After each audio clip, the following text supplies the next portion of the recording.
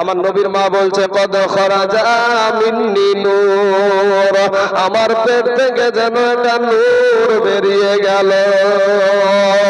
এ বাবারা, আমার পর্দার আড়ালের মা খালা গো, শুনে জানা যে রাতের বেলা মা এই দুনিয়াটা কিছুই না রে মুমিন। এরে আমার নবীর উম্মতের দল, মাস্তানি করিও না রে ভাই, যৌবনের বাহাদুরি দেখায় না রে বাবা। তোমার টাকা আছে, টাকার বড়াই দেখায় না। তোমার শিক্ষা অন্তর আছে, শিক্ষার বড়াই তুমি করিও না। এ বাবা, তোমার চাইতে মস্তান ছিল ফেরাউন, তোমার চাইতে মস্তান ছিল ফেরাউন, তোমার চাইতে মস্তান ছিল নমরুদ, তোমার চাইতে মস্তান ছিল আবু জাহেল, তোমার চাইতে মস্তান ছিল আবু লাহাব। আমার আল্লাহ জুতা পিটা করে দুনিয়া থেকে বিদায় করে দিয়েছে। এ টাকাওয়ালা ব্যক্তিরা ভাইরা রে, টাকার বাহাদুরি দেখায় না রে বাবা। তোমার চাইতে টাকাওয়ালা ব্যক্তি ছিল সাদ্দাত বাদশাহ। আমার আল্লাহ নিজে বাবা ওই সাদ্দাত আপনার নিজে জান্নাত তৈরি করলো, কিন্তু নিজের জান্নাত নিজে দেখতে পেল না। কোটি টাকার মালিক দেখো, কোটি টাকার মালিক দেখো, অভাব হয় না দূর, গরিব ঘুমায় আরাম করে মনটা বাহাদুর।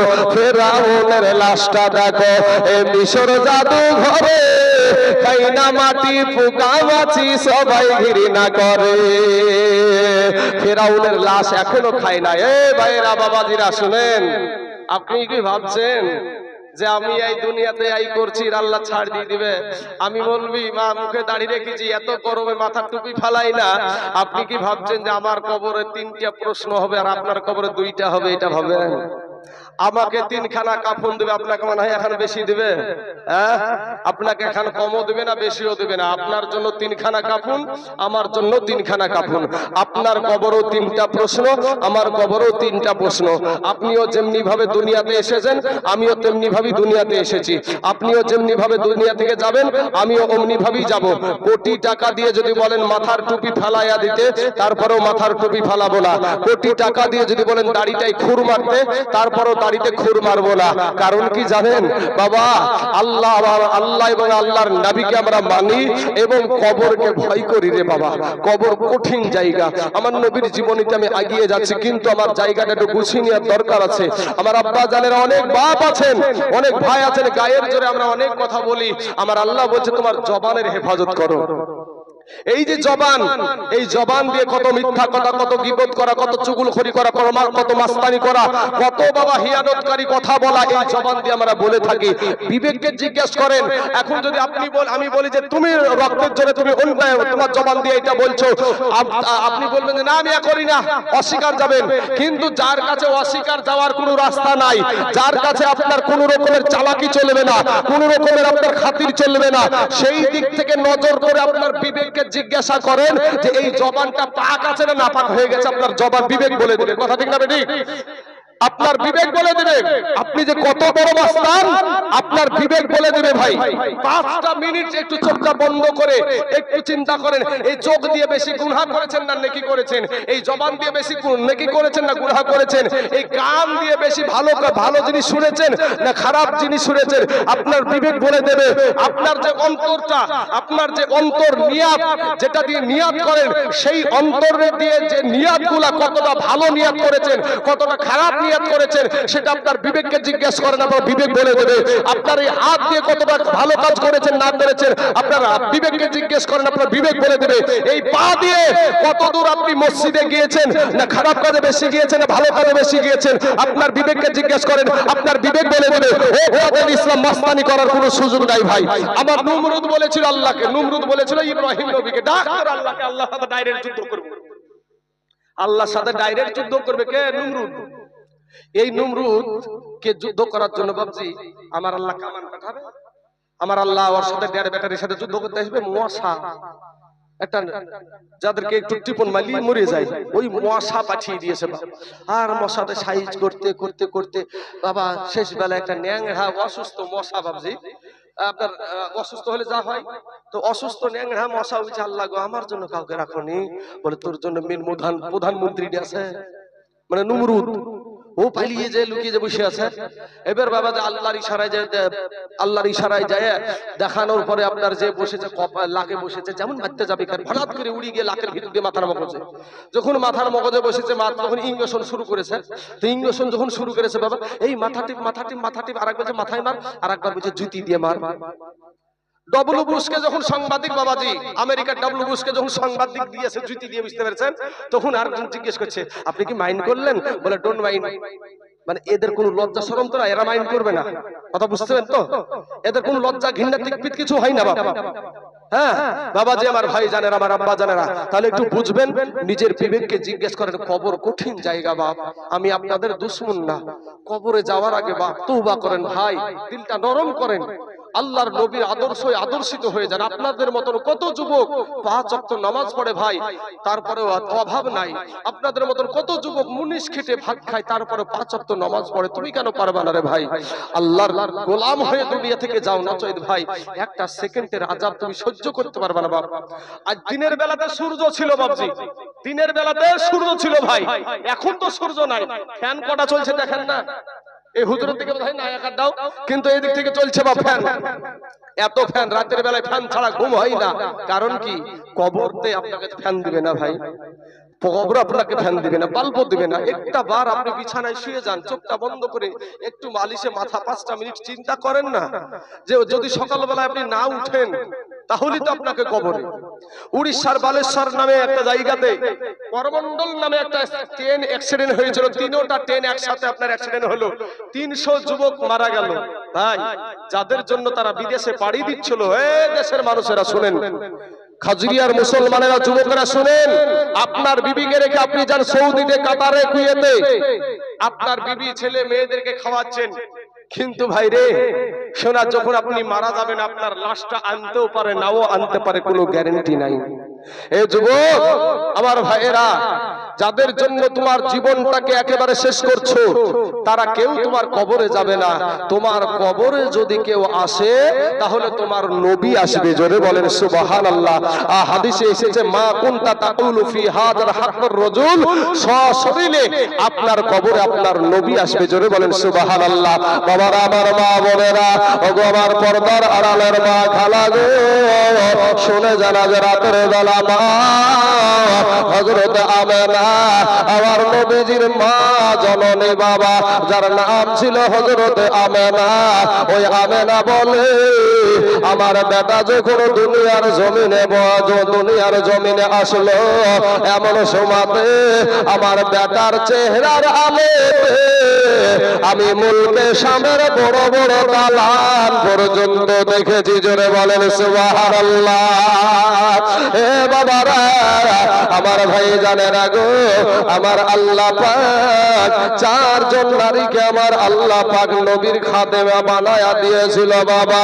তারা নজর করে, মা হাজেরা নজর করে দেখে আর বলে, আমেনা গো, আমেনা, তোমার এই বেটাটা সাধারণ কোনো বেটা না, তোমার বেটার নাভি 2 টাকার দাইমা দিয়ে আমার আল্লাহ কাটাবে না। আমার আল্লাহ নাভি কাটা অবস্থায় তোমার বেটাকে দুনিয়ার জমিনে পাঠায়া দিয়েছে, জোরে বলেন সুবহানাল্লাহ। বাপ, এখানে একটা জিনিস জানার আছে বাপ, আমাদের যদি নাভি কাটা থাকে, মায়ের গর্ভে আমরা বেঁচে থাকবো না মরে যাব? সঙ্গে সঙ্গে মরে যাব আমরা। কারণ হলো যে আমাদের মায়ের যে নাপাক রক্তটা, মায়েদের, আমাদের মা বেটির যেটা আপনার মাসে মাসে যে অসুখটা হয়, দেখবেন বাচ্চা পেটে আসলে অটোমেটিক কোনো ডাক্তার, কোনো সার্জনের প্রয়োজন হয় না, অটোমেটিক ওই খুনটা, ওই রক্তটা বন্ধ হয়ে যায়। কোথায় গেল? বিষয়টা কি? আমার আল্লাহর ফারিস্তা দিয়ে বাচ্চার আপনার নাভির সাথে আর মায়ের নাড়ির সাথে সেট করে দিয়ে ওই রক্তটা বাচ্চার শরীরে পুশ করে বাচ্চা মায়ের পেটে কিন্তু জীবিত থাকে, জোরে বলেন সুবহানাল্লাহ।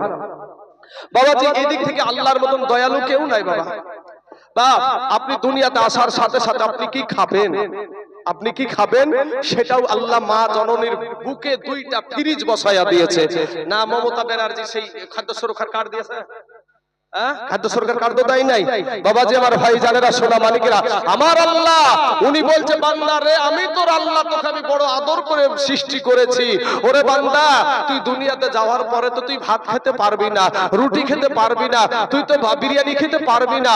আমি আল্লাহ তোর জন্য আমি এমন একটা খাবারের ব্যবস্থা করে দিয়েছি, তুই আনন্দ সহকারে খাবি, তোর কোনো অসুবিধা হবে না। বাবাজি আমাদের মা জননীদের, আমাদের বিটিদের, বাবাজি আমার মা খালাদেরকে বলবো, মা আমি বুঝানোর জন্য কথাগুলা তুলে আনছি, কিছু মনে নেবেন না। আমাদের মা জননীর স্তনের বুঠাতে একটা ফুটা থাকে না ভাই, অনেকগুলা ছিদ্র থাকে। অনেকগুলা ছিদ্র কেন হলো? একটা ফিতা দিয়ে যদি দুগ্ধ আসে, অনেক দুগ্ধ আসার কারণে সন্তানের গলাতে যদি অনেক পানি চলে যায়, অনেক দুগ্ধ চলে যায়, সন্তান নিঃশ্বাস নিতে কষ্ট পাবে। আমার আল্লাহ অনেকগুলা ফুটা দিলেন, ঝিরঝির ঝিরঝির করে দুগ্ধ আসবে, সন্তান আনন্দ সহকারে পান করবে, কোন নিঃশ্বাসের শ্বাস প্রশ্বাসের কোনো কষ্ট হবে না। জোরে বলেন সুবহানাল্লাহ। বাবাজি শোনা, তাহলে নাভি কাটা অবস্থায় আমার নবী আসলেন, অতএব নবী আমাদের মতো মানুষ, নবী মানুষ কিন্তু আমাদের মতন গন্ধ ধরা। এই যে মেশিন চলছে, ভিতর যতই ফ্যান চলুক না কেন তারপরেও কিন্তু ভিতর ভিজে এসছে। তো এবার এই ঘামটা ভাই, ঘামটাতে একটা দুর্গন্ধ আসে না, আসে না গো? আসে তো।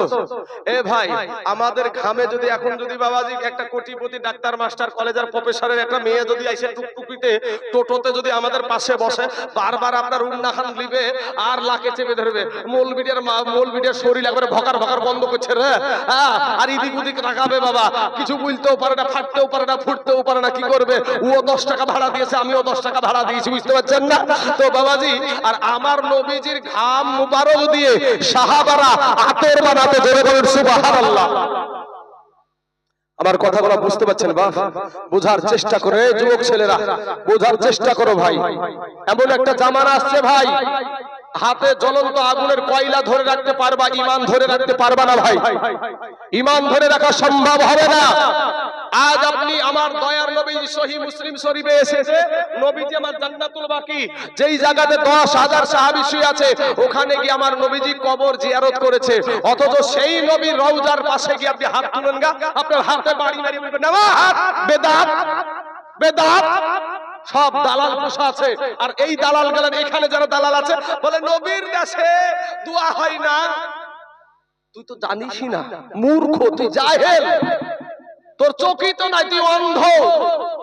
বাবাজি আমার ভাই জানারা, সহিহ মুসলিমে আছে যে আমার নবীজি একবার নয়, দুইবার নয়, তিনবার হাত উঠিয়ে জান্নাতুল বাকিতে গিয়ে ওই কবরবাসীর জন্য দোয়া করেছে। আর আমরা করলে নাকি বেদাত হয়ে যায়। আমার মা, আমার বাপ, আমার 14 গোষ্ঠী কবরে আছে, আর আমি সেই কবরের পাশে যে আমার বাপজির জন্য আমি একটু দোয়া করব, আল্লাহ গো আমার আব্বাকে, আমার মাকে তুমি ক্ষমা করে দাও, এটা বলে বেদাত। এ ভাই আপনারা কি চান? আপনি মারা গেলে আপনার জন্য আপনার দেশবাসী দোয়া করুক, এটা চান না? চান না? আপনারা উত্তর দেন। কি বাবা চান না? চান তো? বাপ একটু হ্যাঁ হুঁ করে, মনে হচ্ছে রাগ করছেন আপনারা, ওইরকমই মনে হয়েছে বাপ। একটা বক্তা যদি বক্তা ফুটাতে হয় না, 1 নম্বরে থাকে দর্শক। দর্শক যদি মুখে ভারী করে থাকে, বক্তা বলে এরা মনে হয় আমার প্রতি রাগ করছে রে, এই বক্তার কিন্তু ভিতর ভিতর হাওড়া শিয়ালদা কলকাতা করবে, বুঝতে পেরেছেন? যে কি ব্যাপার, কি নাজির, কি জানা জানি হয়ে যায় দর্শকদের মুখ দেখে। কিন্তু দর্শক যদি বাবাজি শুনে, যদি বুঝে এবং তারা যদি একটু শিক্ষা অর্জন করে, যদি তারা হা হু করে, বক্তা কিন্তু একটা সাহস পায়, শক্তি পায়, বক্তাকে যত আপনারা খেলাবেন তত খেলবে। আর একটা ডিপার্টমেন্ট হলো মাইক। এই মাইক যদি বাবাজি ওই আচার বেচা হয়, আচার বেচা মাইক বুঝেন? লোহা ভাঙা, জুতা ছেঁড়া, খাতা ছেঁড়া, কড়াই ভাঙা, এই যে আচার বেচা মাইক যদি হয়, তাহলে বক্তার 12টা বাজে যাবে। বাবাজি আমার সোনা মানিকেরা, তাহলে আসুন আমার দয়ার নবীজির এবার একই লাগাতার বাবা আমার নবীজির জীবনী বলবো। বাবা আমার দয়ার নবী, আমার মায়ার নবী, আমার নুরুল নবীর মা আমেনাকে হাজেরা আর একটা কথা ডাক দিয়ে বলে, আমেনা গো আমেনা, এটা তোমার সাধারণ কোনো বেটা না, এই বেটাটার খাতনা আমার আল্লাহ দুনিয়ার 2 টাকার হাজাম দিয়া করবে না, তার ইজ্জত আমার আল্লাহ দুনিয়ার কোনো হাজামকে দেখাবে না। আমার আল্লাহ তাকে খাতনা করা অবস্থায় দুনিয়াতে পাঠায়া দিয়েছে। জোরে বলেন সুবহানাল্লাহ। হে বাবাজি, এমন সময়তে কাবা শরীফ বাবা থরথর করে কাঁপতে শুরু হয়ে গেছে। কাবা যখন হিলতেছে, কাবার ভিতরে যখন আপনার আব্দুল মুতাল্লিব আমার নবীজির দাদা যান, ও বলে কাবা রে তুই এরকম ভাবে হিলতাছিস কেন? কাবা থেকে যেন আওয়াজ আসছে, আব্দুল মুতাল্লিব রে আজকের দিনে এই 12 রবিউল আউয়ালে আমি কাবার ও কাবা দুনিয়াতে চলে এসেছে। জোরে বলেন সুবহানাল্লাহ। যেই কাবার দিকে মুখ করে আমরা নামাজ পড়ি বাপ, ওই কাবার ও কাবা হলো আমাদের নবী। জোরে বলেন সুবহানাল্লাহ। আপনারা বলবেন কেমন করে তা হয়? যখন আপনারা শুনেছেন মদিনা থেকে যখন মক্কা জয় হয়ে গেল, মক্কা যখন মুসলমানদের হাতে চলে আসলো, এমন সময়তে হযরত বেলাল রাদিয়াল্লাহু তাআলা আনহু আযান দেওয়ার জন্য মক্কার কাবা শরীফের ছাদের উপরে উঠেছে। বাবা মদিনায় যখন ছিল তখন আযান দিয়েছে কাবার দিকে মুখ করে, কিন্তু কাবার ছাদের উপরে বেলাল আযান দেয় না, দাঁড়িয়ে আছে। আমার নবী জিজ্ঞাসা করে, বেলাল আযান কেন দাও নাই? আমার নবীকে বলে, ইয়া রাসূলুল্লাহ, ইয়া হাবিবাল্লাহ, নবী গো আমি যখন মক্কাতে মদিনাতে ছিলাম আযান দিয়েছি তখন আমি কাবার দিকে মুখ করে, যখন যেই প্রান্তরে ছিলাম সেখান থেকে আমি আযান দিয়েছি কাবার দিকে মুখ করে, কিন্তু আজকে তো আমি কাবার ছাদের উপরে, আজকে কোন দিকে মুখ করে আযান দিব? আমার নবী আপনার নবী, ওই নবী বলছে, বেলাল রে আমি নবীর দিকে তাকায়া তুমি আযান দাও, কারণ ওই কাবার ও কাবা হইলাম আমি নবীজি। জোরে বলেন সুবহানাল্লাহ। আরে রহমতেরই দয়াল নবী এলো রে ধরায়, ও তার নাম শুনিলে চমকে উঠি, বাইরে দিল বেকার হয়ে যায়, গায়েব খবর দেনেওয়ালা এলো রে মক্কায়, গায়েব খবর দেনেওয়ালা এলো রে মক্কায়। হযরত আলীর আসরের নামাজ কাজা হইল ভাই রে ভাই, আরে কি সারাই মদিনাওয়ালা আসমানে সূর্য ওঠায়। আপনারা অনেকবার শুনেছেন বাবা যে হযরত আলী রাদিয়াল্লাহু তাআলা আনহু একদিন আসরের নামাজটা কাজা হয়ে গেছে, তো চোখ দিয়ে অঝর নয়নে পানি ঝরছে। নামাজকে এত মহব্বত করতো তারা বাবাজি, তো ওনার চোখ দিয়ে আপনার অঝর নয়নে পানি ঝরছে। নবী বলছেন যে ওগো আলী তুমি কি নামাজ পড়তে চাও? তো বলে, ইয়া রাসূলুল্লাহ আমি যদি নামাজটা পড়তে পাই খুব আমার ভালো হয়, আমি খুব আনন্দিত হব। তখন আমার নবীজি এই হাতের আপনার আঙ্গুলের ইশারা করে, এই আঙ্গুল দিয়ে ইশারা করে ডুবা সূর্যকে আবার আসমানে উঠিয়ে দিয়েছিল। জোরে বলে সুবহানাল্লাহ। বাপ নবী যদি আমাদের মতন হয় বাপজি, তাহলে আমরা এখানে যতগুলা মানুষ আছি সবার হাতে পায়ে, এক একজনের হাতে পায়ে 20 করে আঙ্গুল আছে। এই 20 করে সব আঙ্গুলগুলা যদি আমরা ওই সূর্যের দিকে তাক করে যদি লড়াচড়া করি, কোনো কাজ হবে ভাই? কোন কাজ হবে? তাহলে নবীর মতন আমরা না, নবীর মতন আমরা হতে পারবো? আমরা না। তাই কবি বলছেন, হযরত আলীর আসরের নামাজ কাজা হইল ভাই রে ভাই, আরে কি সারাই মদিনাওয়ালা আসমানে সূর্য ওঠায়, ওরে মাটির দেশে ভাইকা নবী ভাইরে আসমানেতে হাত বাড়ায়, গায়েব খবর দেনেওয়ালা এলো রে মক্কায়, গায়েব খবর দেনেওয়ালা এলো রে মক্কায়। সব গজল পুরা গজলটা বললাম না বাবা।